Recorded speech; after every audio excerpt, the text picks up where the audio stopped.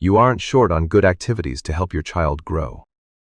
The truth is, you're doing the right things, but in the wrong way. And the exact moments you think are the most harmless are actually teaching their brain to learn the wrong way from the start. This video will break down 5 things you do every single day and what your child's brain is truly learning from each one. It's morning. You're in a rush.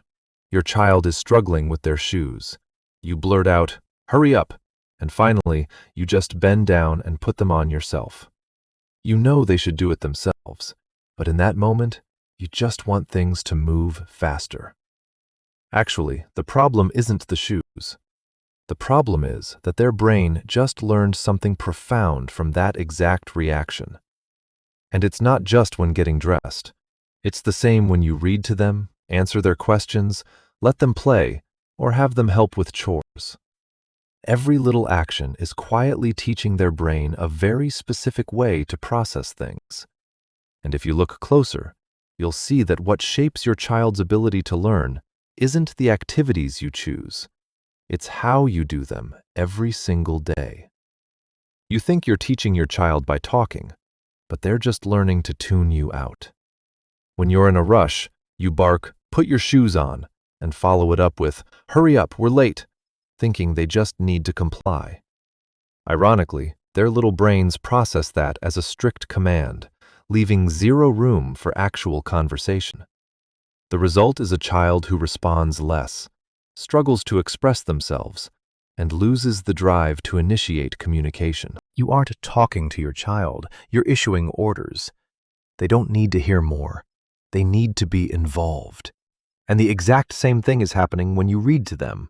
You're reading every day, but your child's brain doesn't need more words. Every night, you flip the pages and rush through the bedtime story thinking, just finishing this book is enough. Did you know that when you never stop, their brain processes reading as a completely passive experience? This exact habit is quietly killing their imagination and stunting their logical thinking. You aren't reading to them.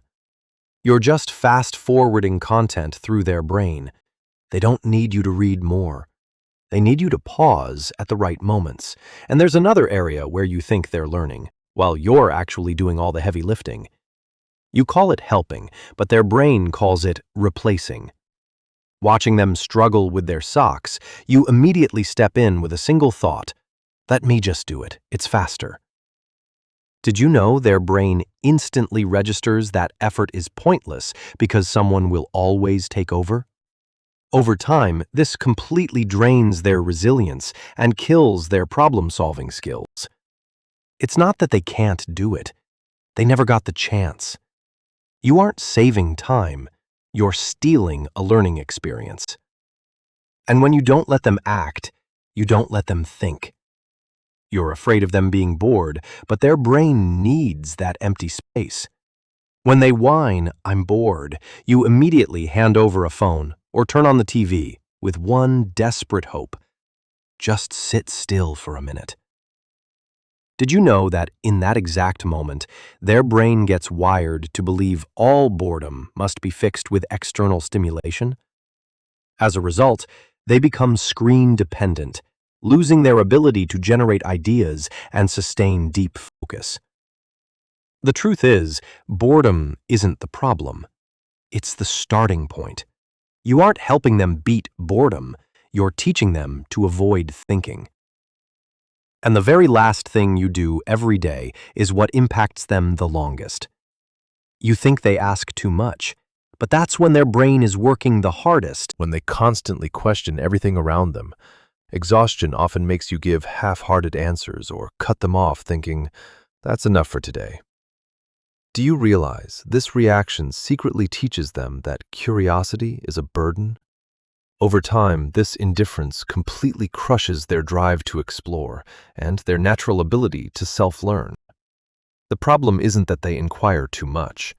It's that you respond too fast. You aren't just giving out information, you're defining the act of asking. How you react today determines whether they'll ever open up tomorrow. You don't need to find new activities to help your child learn better. You just need to look at how you're reacting in the ones you already do.